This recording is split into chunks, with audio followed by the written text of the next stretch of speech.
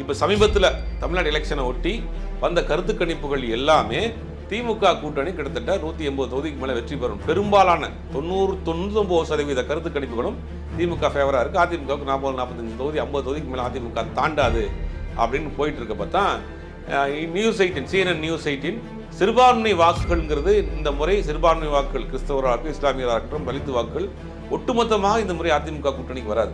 பாஜக இருக்கிறதுனால மட்டும் கிடையாது, அதிமுகவினுடைய செயல்பாடுகளும் எப்படிதான் ஒரே ஒரு முஸ்லீம் வேட்பாளர் தான் போட்டிருக்காங்க. ஒவ்வொரு மாநிலத்தினுடைய முதலமைச்சர், அமைச்சர்கள், முக்கிய நிர்வாகிகள் பூரா பேர் வந்திருக்காங்க.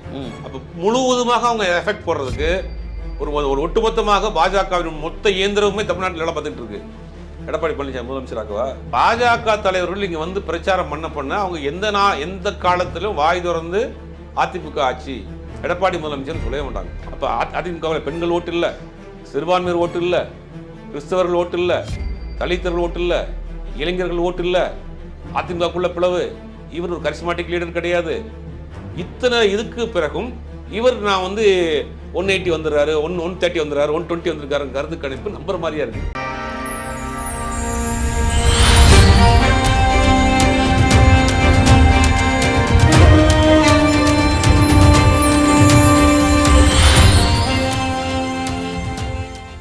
வாகை தமிழ் நேயர்களுக்கு வணக்கம். இன்றைய நேர்காணலில் நம்மோடு இணைந்திருக்கிறார் மூத்த ஊடகர் திரு சுபேர் அவர்கள். வணக்கம். வணக்கம் சார், தேர்தல்னாவே இந்த கருத்து கணிப்புகள் மக்களை வந்து ஒரு கேள்விக்கு அந்த இடத்துல போய் நிறுத்தும். அப்படியா, இவ்வளோ முன்னிலையில் இருக்காங்களா, இவ்வளோ லீடில் அடிச்சிருவாங்களா அப்படின்ற ஒரு கேள்வியில் மக்கள் மத்தியில் எப்பவுமே கொடுக்குற ஒரு விஷயமா இருக்குது. கடந்த காலத்தில் நிறைய அந்த கருத்து கணிப்புகளை பார்த்துருக்கோம். இப்போது சமீபத்திய செய்தி நியூஸ் 18 இந்த ஒரு ஆல் ஓவர் இந்தியா அவங்க ஒரு நெட்வொர்க் வச்சுருக்காங்க. அவங்க ஒரு கருத்து கணிப்பு எடுத்திருக்காங்க. எப்படி பார்க்குறீங்க அதை? இல்லை, இந்த கருத்து கணிப்புகளை பொறுத்த வரைக்கும் இப்போ எல்லாம் வந்து பெரும்பாலான கருத்து கணிப்புகள் நம்பகத்தன்மையாக இருக்கிறதில்ல. ஆனால் சில நிறுவனங்கள் நடத்தக்கூடிய கருத்து கணிப்புகள் அது ஓரளவுக்கு நமக்கு அதுக்கு முன்னாடி அவங்க கொடுத்த ரிசல்ட்டை வச்சு பார்க்கலாம். லோக்பால் மாதிரியான நிறுவனங்கள் வந்து அவங்க கொடுத்த கருத்து கணிப்புகளும் இப்போ அவங்க திமுக கொடுத்துருக்க கருத்து கணிப்புகளும் பார்க்கலாம். அவங்க 2016 கொடுத்த கருத்து கணிப்பு 2016 அவங்க வந்து 2016 ஜெயலலிதா உயிரோடு இருக்காங்க, கலைஞர் உயிரோடு இருக்கிறாங்க. அப்போ அவங்க கொடுத்த கருத்து கணிப்பு வந்து 2016 ஏடிஎம்கே 136, டிஎம்கே 98. இந்த 2016 அந்த நேரத்தில் என்னென்னா, அந்த நேரத்தில் அந்த லோக்பாலை தவிர மிச்சம் எல்லா கருத்து கணிப்புகளும் திமுக வரும்னு போட்டுட்டு இருந்தாங்க. திமுக 130க்கு மேலே வரும், அதிமுக கம்மியாக வருங்கிற மாதிரி போட்டுட்டு இருந்தாங்க. ஆனால் அவங்க வந்து போட்டிருந்தது வந்து கரெக்டாக ஏறக்குறைய ஒரு 90% மேலே அது அப்படியே மேட்ச் ஆச்சு. அதே மாதிரி 2021 திருப்பி அவங்க ஒரு கருத்து கணிப்பு போட்டிருக்காங்க. அப்போ என்ன போட்டிருக்காங்கன்னா, டிஎம்கே அலையன்ஸ் வந்து 180, 185, ஏடிஎம்கே அலையன்ஸ் வந்து 45 to 50 அப்படின்னு போட்டாங்க. ஏறக்குறைய அதான் ரிசல்ட் வந்துச்சு. இப்போ அவங்க எடுத்த கருத்து கணிப்பை பொறுத்த வரைக்கும் ஏடிஎம்கே 45 to 50, திமுக வந்து 180 வரைக்கும் வருங்கிற ஒரு கருத்து கணிப்பு போட்டிருக்காங்க. இப்போ சமீபத்தில் தமிழ்நாடு எலெக்ஷனை ஒட்டி வந்த கருத்து கணிப்புகள் எல்லாமே திமுக கூட்டணி கிட்டத்தட்ட 180 தொகுதிக்கு மேலே வெற்றி பெறும். பெரும்பாலான 99% கருத்து கணிப்புகளும் திமுக ஃபேவராக இருக்குது. அதிமுகவுக்கு 40-45 தொகுதி 50 தொகுதிக்கு மேலே அதிமுக தாண்டாது அப்படின்னு போயிட்டு இருக்கப்ப தான் நியூஸ் 18 CNN நியூஸ் 18 மற்றும் 2 தனியார் நிறுவனங்கள் ஓட் ட்ரக்கர் அண்ட் ஓட் வைப் அப்படின்னு ஓட் ட்ரக்கர் அண்ட் ஓட் வைப் அப்படிங்கிற 2 கம்பெனியும் CNN IBNோட CNN நியூஸ் 18ஓட சேர்ந்து ஒரு கருத்து கணிப்பு நடத்திருக்காங்க. அதில் டிஎம்கே வந்து 104 to 114, 104 114, ஏடிஎம்கே வந்து 115 to 125. அந்த ட்ரக்கர் வந்து என்ன பண்ணியிருக்காங்கன்னா, டிஎம்கே 113 113 23, ஏடிஎம்கே வந்து 106 114. அவங்க அந்த ஓட் ட்ராக்கர்ஸ் வந்து 2 விதமாக கருத்து கணிக்கப்படுத்திருக்காங்க. அது வந்து ஒரு வாரம் முன்னாடி, ஒரு 10 நாட்கள் முன்னாடியே எடுத்த அந்த கருத்து கணிப்பு என்னென்னா, 104 117 வரை டிஎம்கே அது அப்படி பார்த்தாங்க. அடுத்தது அந்த 104 125 வரை லீடில் இருக்கும். ஆமாம், பார்த்தாங்க. 2 இதுலேயுமே பார்த்தீங்கன்னா டிவிக்கு 2 ஒரு 6 7 8 வரைக்கும் கொடுத்துருக்காங்க, பெருசாக இல்லை. பட் இந்த கருத்து கணிப்பு பொறுத்த வரைக்கும் இந்த கருத்து கணிப்பு எடுத்த நிறுவனம் இந்த இதோடு சேர்த்து பிரம்மான்யான்னு ஒரு நிறுவனம் இருக்கும். அது வந்து அதிமுகவுக்கு ஸ்ட்ராட்டஜிஸ்ட் பார்க்குறாங்க, பொலிட்டிக்கல் ஸ்ட்ராட்டஜிஸ்ட் அவங்க தான். அந்த நிறுவனத்தில் இருக்கக்கூடிய ஹரி கோஸ்வாலா அவருக்கும் இந்த நிறுவனத்துக்கும் மிக நெருக்கிய தொடர்பு இருக்கிறாங்க, நட்புல இருக்கிறாங்க. இந்த பிரம்மான்யா நிறுவனம் தான் இந்த கருத்து கணிப்புகளை எடுத்து ஒரு மூட் செட் பண்ணுறாங்க. அதிமுகவும் இந்த மாதிரி களத்தில் நெக் டு நெக் நிற்குது அப்படின்னு. ரெண்டாவது கள யதார்த்தம் அப்படிங்கிறது அதிமுக கூட்டணியை பொறுத்த வரைக்கும் அங்கே ஒரு வலுவான கூட்டணி இல்லை. இப்போ எடப்பாடி பழனிசாமி எடுத்துக்கிட்டிங்கன்னா கூட அதிமுகவில் இருந்தக்கூடிய பல தலைவர்கள் இன்றைக்கி அதிமுகவில் இல்லை. பலர் வெளியேறிக்கிட்டு இருக்காங்க, தினந்தோறும் வெளியேறிக்கிட்டு இருக்காங்க. மாவட்ட செயலாளர், முக்கிய நிர்வாகிகள் பலரும் வெளியில் போயிட்டாங்க. குறிப்பாக சொன்னால் அவர் சார்ந்த அந்த கொங்கு பகுதியிலேயே அண்ணாமலைங்கிறது ஒரு பெரிய ஃபேக்டர் இருக்குது. அண்ணாமலை வந்து நானா எடப்பாடி பழனிசாமிங்கிற ஒரு பெரிய பிரச்சனை. செங்கோட்டையன் அந்த பக்கம் அவர் பிரிக்கிறார்.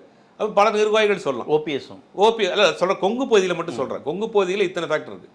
அப்புறம் தென் மாவட்டங்கள் எடுத்துக்கிட்டிங்கன்னா ஓபிஎஸோடைய ஃபேக்டர் இருக்கட்டும். சசிகலா அவங்களும் வேட்பாளரை போட்டு ஊருக்கு போய் எனக்கு துரோகம் பண்ணிட்டாருன்னு அவங்க ஒரு ஃபேக்டர்களை கிளப்பிட்டு இருக்காங்க. இந்த பக்கம் மாத்திரம் வட மாவட்டங்களில் பார்த்தா கூட்டணி கட்சியாக இருக்கக்கூடிய பாமகவோடு போகிறப்ப பாமகவில் டாக்டர் ராமதாஸ் வேட்பாளர் போட ஆரம்பிச்சாங்க. தன் மருமகளை எதிர்த்து, சௌமியாவை எதிர்த்து அவர் வேட்பாளர் போட்டிருக்காரு. இந்த மாதிரி அதிமுக கூட்டணிக்குள் ஒரு காம்பேக்டான ஒரு வலுவான கூட்டணி இல்லாத ஒரு சூழ்நிலை. ரெண்டாவது, ஒரு ஜெயலலிதா மாதிரியோ ஒரு கலைஞர் மாதிரியோ ஒரு எம்ஜிஆர் மாதிரியோ ஒரு கரிஸ்மாட்டிக் லீடர் கிடையாது. அதிமுகவோடு முழுவதுமாக சரண்டர் ஆகிட்டாரு. அதிமுகவும் பாஜகவும் ஒன்று ஒரு என்ன சொல்கிற ஒரு கெப்பாசிட்டியான ஒரு லீடர் இல்லைங்கிற ஒரு சுச்சுவேஷனில் அதிமுக இந்த நிலைமையில் இருக்குது. 45-50 தான் தாண்டணும். அப்போ இதெல்லாம் மாற்றணும். மக்கள் மத்தியில் ஒரு ஒரு ஒரு மூட் செட் பண்ணணும். அதிமுகவும் ஈக்குவலாக தான் இருக்குது. வரக்கூடிய கருத்து கணிப்புகள் என்னென்னா ஓப்பனாக சொல்லணும்னா பல இடங்களில் அதிமுக 3வது இடத்துக்கு போகும். சில இடங்கள் எல்லாம் கூட சொல்கிறாங்க. அப்படி உள்ள நிலைமையில் அவங்களுக்கு ஸ்ட்ராட்டஜிஸ்ட் பார்க்கக்கூடிய ஒரு நிறுவனத்தும் இன்னொரு நிறுவனம் டையப் போட்டு ஒரு மாதிரியான ஒரு இதை செட் பண்ணுறதுக்கு பார்க்குறாங்க. இப்போ சிறுபான்மை வாக்குகள்ங்கிறது இந்த முறை சிறுபான்மை வாக்குகள் கிறிஸ்தவராக, இஸ்லாமியராக இருக்கட்டும், தலித்து வாக்குகள் ஒட்டுமொத்தமாக இந்த முறை அதிமுக கூட்டணிக்கு வராது. பாஜக இருக்கிறதுனால மட்டும் கிடையாது, அதிமுகவினுடைய செயல்பாடுகளும் எப்படி தான். ஒரே ஒரு முஸ்லீம் வேட்பாளர் தான் போட்டிருக்காங்க. ஒரே ஒரு முஸ்லீம் வேட்பாளர் தான் ஒட்டுமொத்த அதிமுக கேண்டிடேட்டில் ஒரே ஒரு முஸ்லீம் வேட்பாளர். கிறிஸ்தவ வேட்பாளர்கள் ஒன்றோ ரெண்டோ போட்டிருக்காங்க. அப்போ ஒட்டுமொத்தமாக அந்த வாக்குகளே எங்களுக்கு வேணான்னு நினைக்கிறாங்க. அப்படி பார்க்குறப்ப ஒரு கிட்டத்தட்ட ஒரு 30-35% ஓட்டை பிடிக்கிறாங்க. ரெண்டாவது, இது இயற்கையாகவே இங்கே தமிழ்நாட்டில் பாஜக எதிர்ப்பு மனநிலைன்னு ஒன்று இருக்குது. அப்போ வட இந்தியாவிலேருந்து வரக்கூடிய பாஜக தலைவர்கள் இங்கே என்டிஏ ஆட்சி, டபுள் இன்ஜின் சர்க்கார், மோடிகா சர்க்கார்னு சொல்லிட்டு போயிட்டே இருக்கிறாங்க. இத்தனையும் தெரிஞ்சு தமிழ்நாட்டு மக்கள் இந்த ஆட்சிக்கு, இந்த கூட்டணிக்கு பார்த்தீங்கன்னா ஒரு வலுவான எதிர்ப்பு ஆதரவு கொடுக்குறாங்க.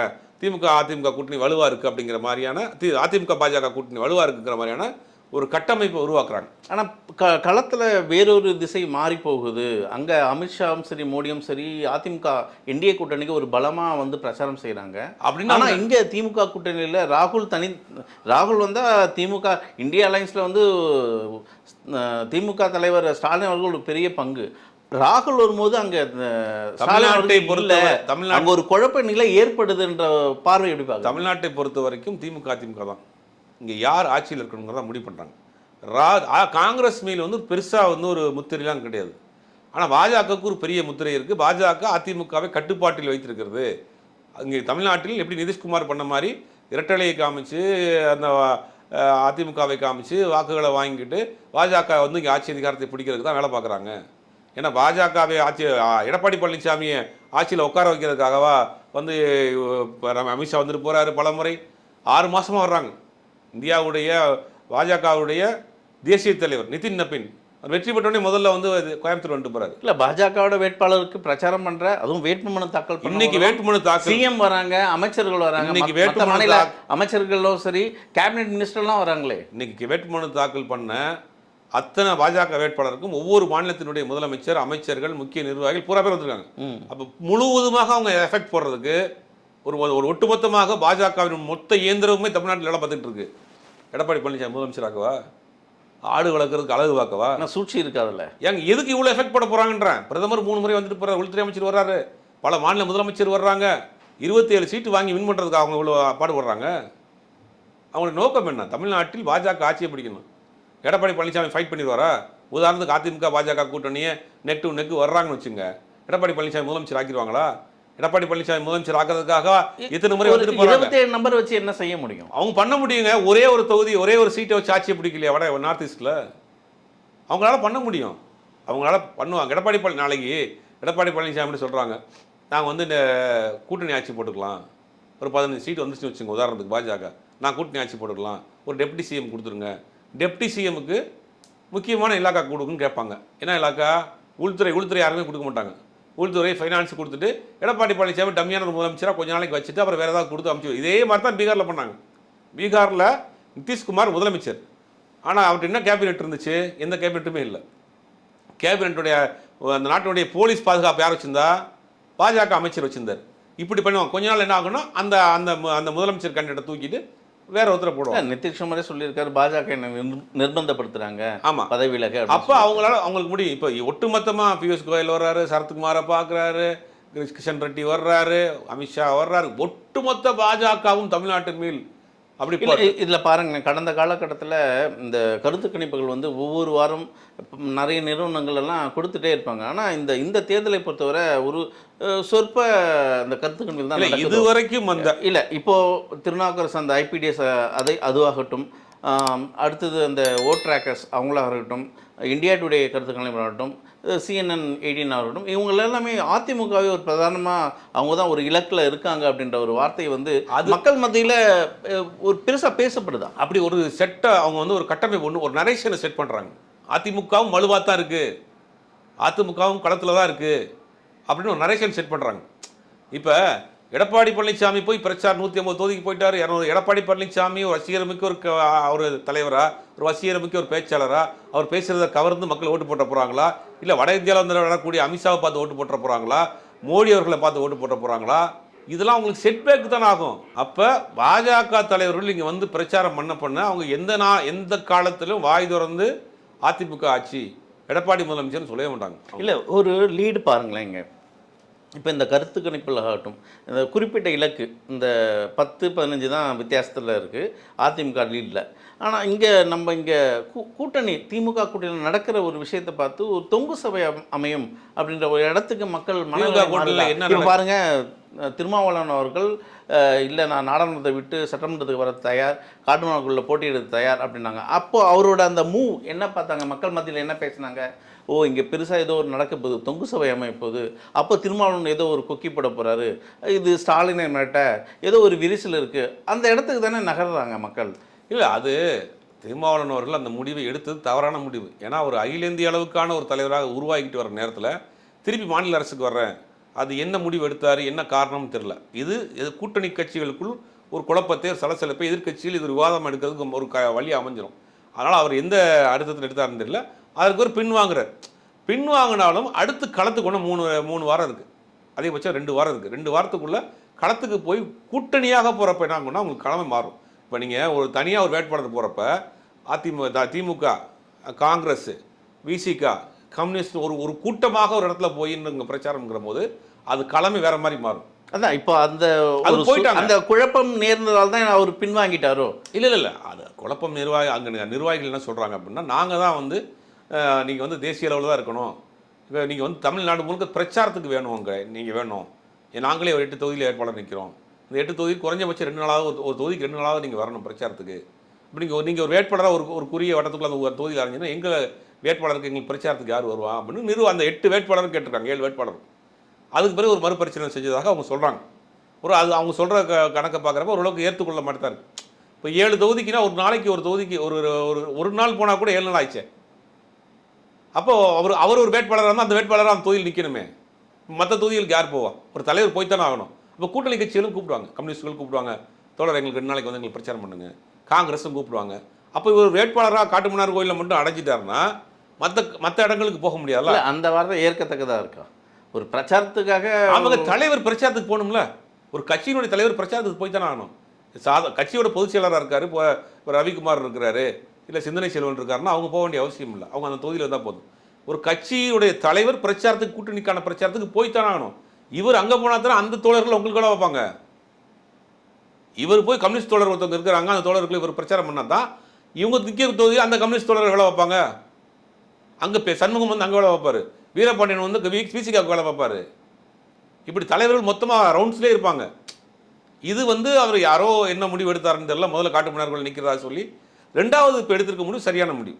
ஏன்னா தலைவர்கள் வந்து தமிழ்நாடு முழுவதும் பிரச்சாரத்துக்கு போகணும், அது வந்து ஏற்கக்கூடிய விஷயமாக தான் இருக்குது, எனக்கு பொறுத்தவரைக்கும் ஏற்கக்கூடிய விஷயமாக தான் இருக்குது. ஆனால் அந்த குழப்பம்லாம் இந்த கூட்டணியை எடுத்துங்க. என்ன சொன்னாங்க ஆரம்பத்தில், இந்த கூட்டணி வந்து விசிகா வந்து வெளியில் போயிடும், தாவேகா கூட போகுது, காங்கிரஸ் போகுது, தாவேகா கூட போகுது, இன்னும் சில கட்சிகள் போயிடுவாங்க, இந்த கூட்டணி வந்து அமையாது ஒவ்வொன்றா ஒரு நரேஷன் பண்ணிட்டு இருந்தாங்க.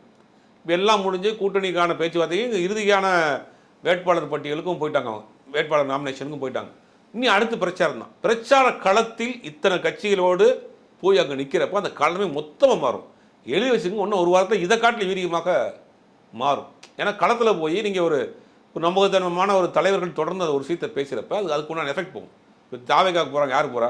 அந்த 4 பசங்க வச்சு அடிச்சுட்டு போயிட்டு இருக்கானுங்க. அவங்க போகிறது எடுவிடுமா? அங்கே போய் திருமாவளவன் பேசுகிறாரு, வீரபாண்டியன் பேசுகிறாரு, சண்முகம் பேசுகிறாரு, ராகுல் காந்தி இதை பேசுகிறாரு, பிரியங்கா காந்தி பேசுகிறாருன்னு ஒரு இடத்துல வந்து பேசுகிறாங்கன்னா அதனுடைய எஃபெக்ட் எப்படி இருக்கும்?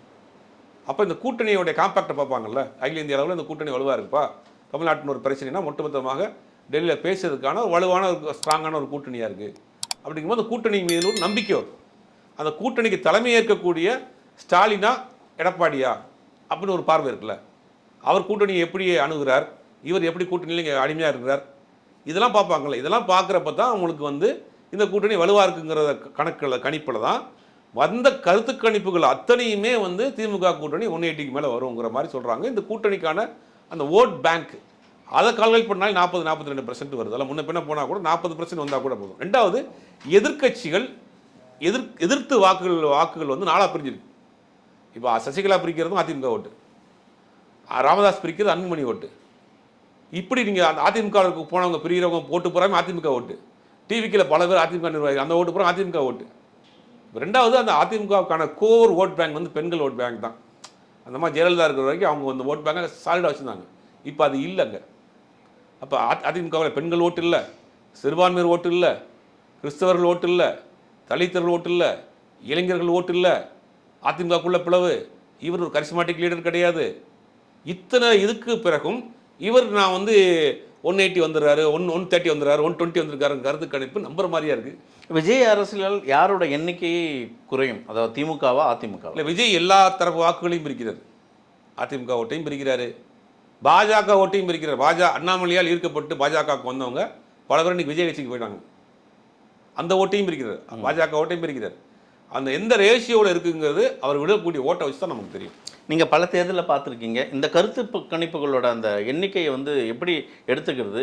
இப்போது இந்த 2026 தேர்தலில் திமுக, அதிமுக, தாவேகா, நாம் தமிழர், நான் சொன்ன இத்தனை இது எந்தெந்த எண்ணிக்கையில்? அதான் நான் இந்த இந்த விஷயங்களெல்லாம் வச்சு பார்க்குறப்ப, அதாவது ஒரு கரிஸ்மாட்டிக்கான லீடர் கிடையாது, கூட்டணி அந்த கொள்கை ரீதியான கூட்டணி கிடையாது, ரெண்டாவது கட்சிகளுக்குள்ளேயே கூட்டணி இருக்கக்கூடிய கட்சிகளுக்குள்ளேயே இத்தனை பிளவுகள், கட்சியிலிருந்து இத்தனை வெளியில் போன ஆட்கள் பிரிக்கக்கூடிய ஓட்டு, தலைவருக்கு மேல் ஒரு நம்பிக்கை இல்லை, கரிஸ்மாட்டிக் லீடர்ஷிப் இல்லை, இதெல்லாம் வச்சு பார்க்குறப்ப திமுக கூட்டணிக்கான ஓட் பேங்க்கு, தலைமை பண்புக்கான அந்த லீடர்ஷிப்புக்கான ஒரு குவாலிட்டி, இதெல்லாம் வச்சு பார்க்குறப்ப திமுக கூட்டணி வெற்றி பெறும். 180-170 தொகுதிக்குள்ளே வெற்றி பெறும். அந்த எதிர்த்து விழக்கூடிய வாக்குகளை ஒன்றாக இணைக்க முடியும். 4ஆக பிரிஞ்சு கிடக்கு. எதிர்ப்பு வாக்குகள் ஒரு பக்கம் விஜய் பிரிக்கிறாரு, அதிமுக பிரிக்கிறாங்க, பாஜக பிரிக்குது, சசிகலா பிரிக்கிறாங்க. இப்படி ஒவ்வொருத்தவங்கள பிரிக்கிறப்ப என்ன, எதிர்ப்பு வாக்குகள் சிதறப்ப இவர்களுக்கான வாக்கு விழுகிறது சரியாக. அந்த வாக்குகள் போட்டு இவங்களுக்கான அந்த கட்சிகளுக்கான ஓட்டு அது மட்டும் சரியாக விழுந்தாலே 180 கிட்ட வந்துடுங்கிறது தான் என்னுடைய கணிப்பு. குறிப்பாக இந்த சென்னை அந்த 16 தொகுதி எப்படி பார்க்குறீங்க? சென்னை வந்து 2ஆம் இடத்துல விஜய் பல இடங்களில் பிரிக்கிறார் ஓட்டை. நீங்கள் சொல்ல போனால் அது வந்து நமக்கு ஆச்சரியமாக இருக்குது. படித்த மாநிலம், படித்த நகரம், எப்படி விஜயை கண்மூடித்தனமாக நம்புகிறாங்கிறது இப்போ வரைக்கும் தெரியல. ஆனால் அதுவும் மாறுறதுக்கும் வாய்ப்பு இருக்குது. ஏன்னா வர கருத்து கணிப்புகள் எடுத்தவங்க என்ன சொல்கிறாங்கன்னா, அது நமக்கு ஒரு கிளியர் கட்டாகவே தெரிய மாட்டேங்குது அப்படிங்கிற மாதிரி தான் சொல்கிறாங்க. அதை நம்ம பொறுத்திருந்து தான் பார்க்கணும். திமுகவுக்கும் தாவேகா, அதிமுக 3மே இங்கே ஒரு வலுவான போட்டியோட தான் இருக்குது. தொடர்ந்து பேசும். கருத்து கணிப்பில் திமுக எப்படி பார்க்க போகுது, அதிமுக எந்த இலக்கை அடைய போகுது, சில நாள் தான் பார்ப்போம். உங்கள் நேரத்தும் கருத்து மிக்க நன்றி.